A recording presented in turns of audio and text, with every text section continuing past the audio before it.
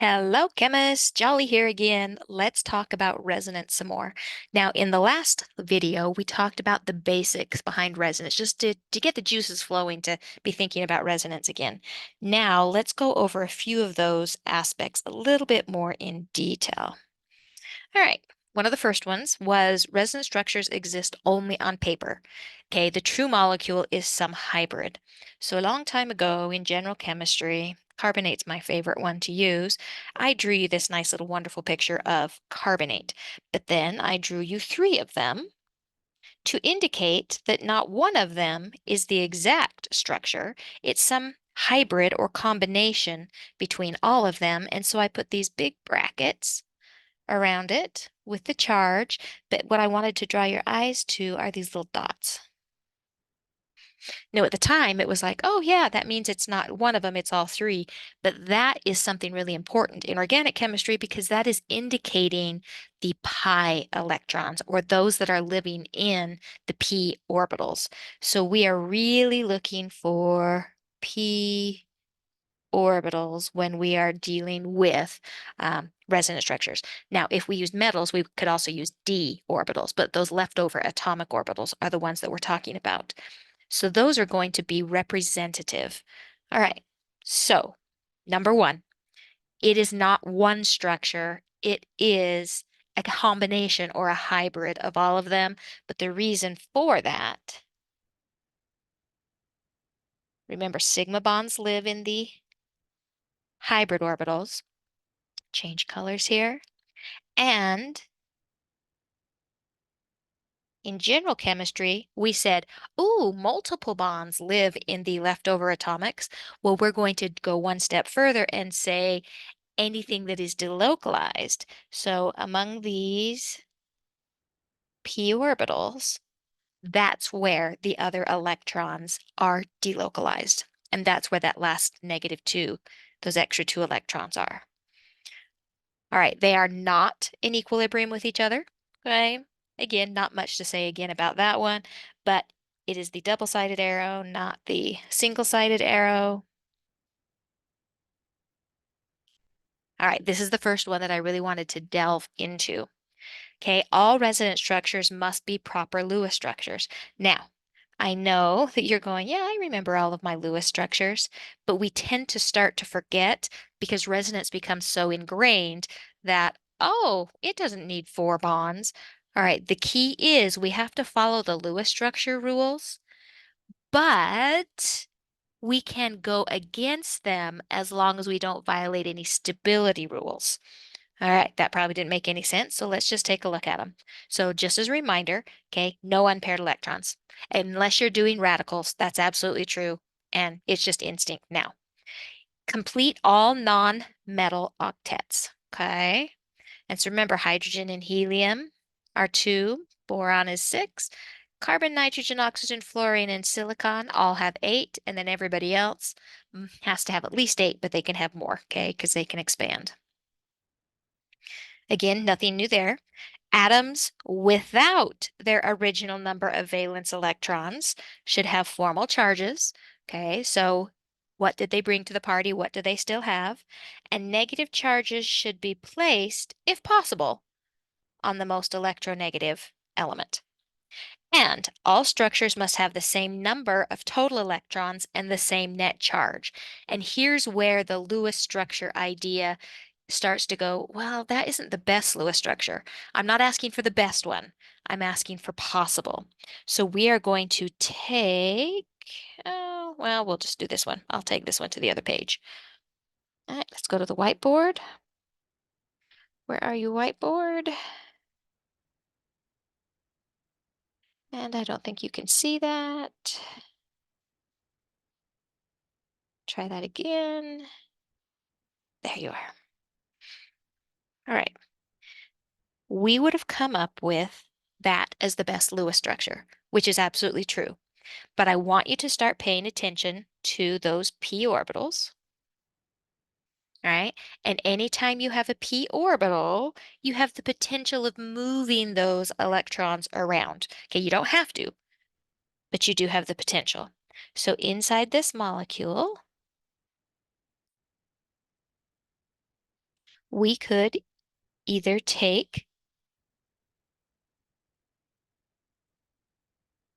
the lone pair right there, or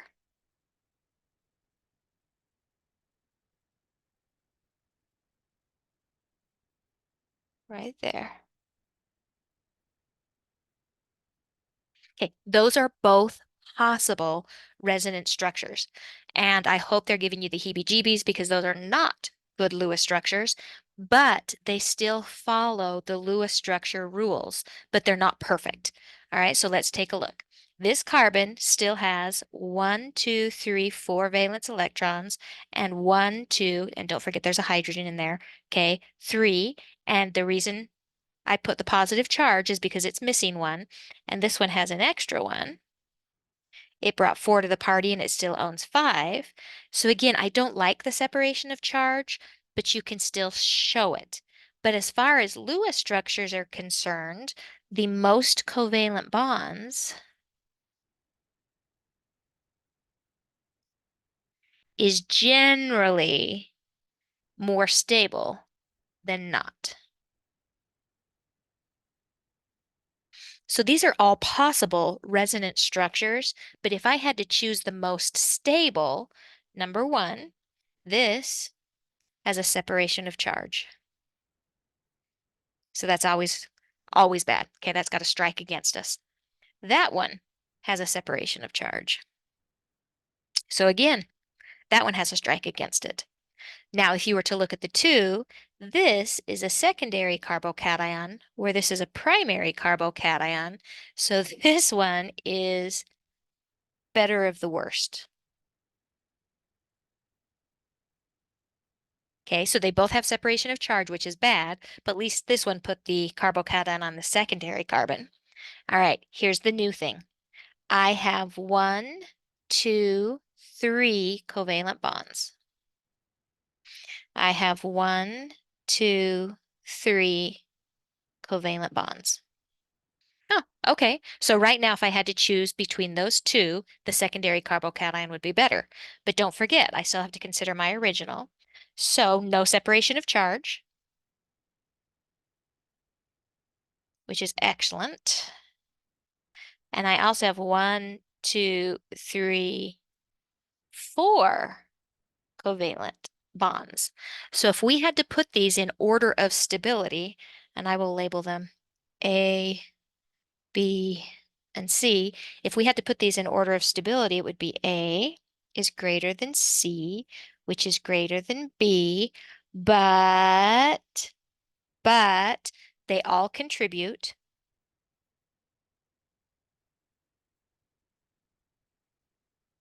but not equally.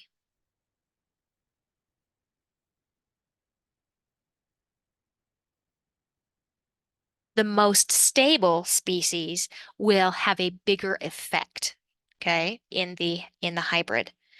All right, so that's what I mean about those Lewis structures, is we're looking for those perfect structures out there, and it'll help us determine stability overall. All right, back to our handout. And I hope I'm not saying anything new so far. All right, based on the Lewis structure rule alone, okay, just based on Lewis structures, circle the best one. But here's the key. You've got to know why and reason out why one would be more stable than the next one. All right, next. All atoms that are part of a delocalized system must lie in a plane or be nearly planar, okay? Because all of the p orbitals have to line up. Now, we never worried about this before, okay? If there were p orbitals, we just assumed that they lined up. That is not true in organic chemistry. There are cases where the molecules twist and pitch just a little bit, and they get out of alignment. And you can't have a delocalized system if they are not in perfect alignment. And so I just gave you a few examples here. So when we see these molecules, I'm looking for p orbitals. And so oh, look, there's 4, so those electrons can be among all 4. For this benzene, all 6 of them have p orbitals. And you know what? Let's go back and do a quick review just to be on the same page. Anything that's sp2 hybridized or sp hybridized has access to the p orbitals. Okay, so if that's how you need to look at it. All right, so all 6 are part of the system here. Now I want to point out you do need to remember radicals, carbocations, and carbanions, because remember, carbocations are sp2 hybridized. So technically, all 3 of those are part of the system. So that's what we're going to start looking at, and then we're going to go one step further and make sure they're all in a row. And here's the jolly simplification rule. They are all perfectly aligned unless, okay, and I will show you those exceptions. So if in doubt, you're going to say, yes, I think those are all planar or those are all flat. And I'm going to point out a few exceptions, and then you'll just know what to look for, and you'll need to remember those specific exceptions. Before we go on, let's just look at this one. Oh, look, there's 2. And there's 2, but look what's in the center. That is an sp3 hybridized carbon, so it will not allow delocalization. So those are just 2 isolated alkenes from each other. But this one, notice they're all adjacent to each other. So there's 4 in a row, so you can have delocalization. Over here, the entire system, 1, 2, 3, 4, all 5 are in the p orbital system, and they are all planar. What about one that isn't planar? Let's see, we're going to see that when we do aromatics. I'll just go over to the whiteboard again. But I want you to see one that wouldn't be. Wow, this page is always so much brighter. All right. P orbitals that have to be flat or in the plane. So we're going to look at this wonderful molecule.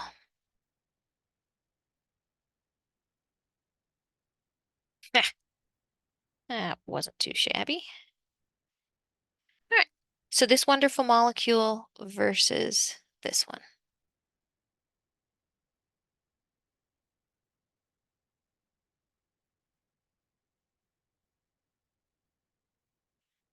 In this case, there are 2 hydrogens right here, but this one is fused. Okay, but that one is fused. But I wanted you to see an example of something that puckers or goes out of the plane. Let's do blue. So first of all, everybody that has a p orbital. So sp2, sp2, sp2, sp2, sp2. That is beautiful. They all have a p orbital.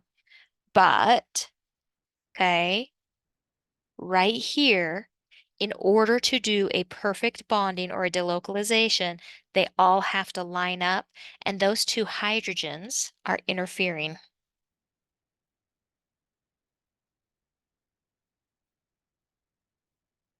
And we're just going to say pucker for want of a better word.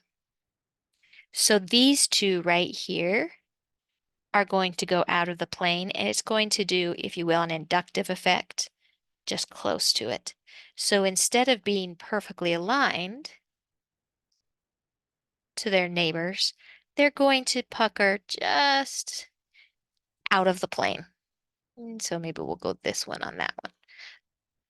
Ah, that's what I'm talking about. But over here, this is fused. So there is nothing interfering. So these are all perfectly flat.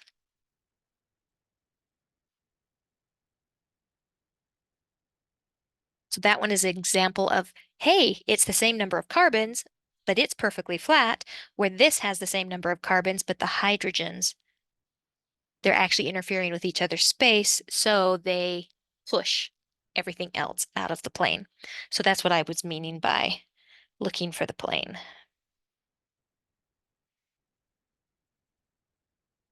All right. Can we predict which one is going to be overall more stable? Well, the energy of the actual molecule is lower than the energy that might be estimated for any contributing structure. So overall, that's called the resonance stabilization or the resonance stabilization energy.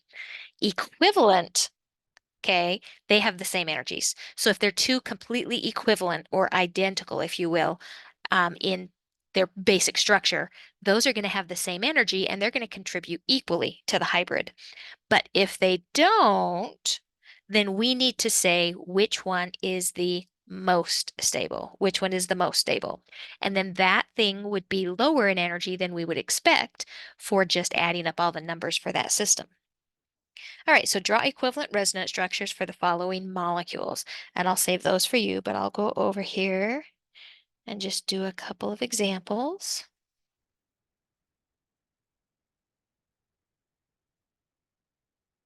So the allyl radical and the allyl carbocation are great examples of two that have identical resonance structures. So this one, now remember in resonance structures, you actually move electrons, not atoms. So the resonance structure here would be that one.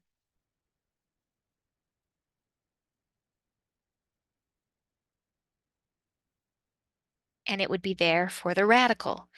But they look identical as far as the parts are concerned. So let's take a look. This one has an allyl carbocation. Well, this one has an allyl carbocation. This one has 1, 2, 3 covalent bonds. This one has 1, 2, 3 covalent bonds. And we're going to get into cis and trans stereo isomerism, but there is no issue here with cis and trans. So they have the same parts, if you will, and so they are identical, and so they contribute equally.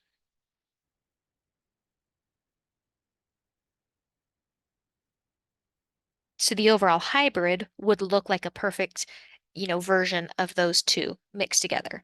And the same thing here. This is an allyl radical, and this one's an allyl radical. This one has 3 covalent bonds. This one has 3 covalent bonds. And notice I'm not separating sigma bonds and pi bonds. They're still just covalent bonds. Again, those look fairly identical, so they would contribute equally.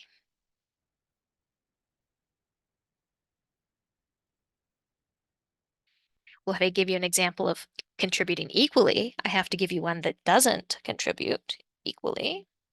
Let's just do the carbonyl. All right. Let's take those electrons up. All right. This one is neutral. Okay, so overall neutral, but so is this one. But this one has charge separation. This one does not have any charge separation, which is already better.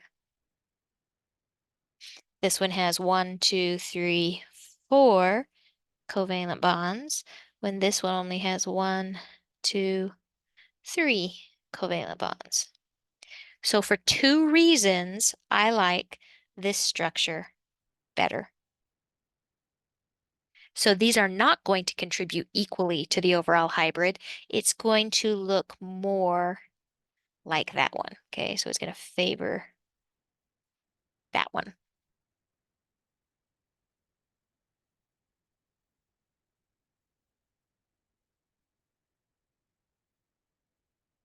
And that's what we were talking about right here. The more stable a structure is by itself, the greater it contributes to the overall hybrid. So we've already looked at this one. The more covalent bonds a structure has, the more stable. It is. Structures that have all atoms with complete valence shells, okay, are especially stable and largely contribute. So for instance, this is deficient because it's a carbocation, okay? It does not have all of its valence electrons. Charge separation. Negative charges are more stable if they end up on the more electronegative element. And the most substituted alkene is the most stable alkene. This is where that cis or trans isomerism comes into play. So if you'll notice, this one is trans. This one is only mono substituted. So they're both allyl radicals, not radicals, they're both allyl carbocations.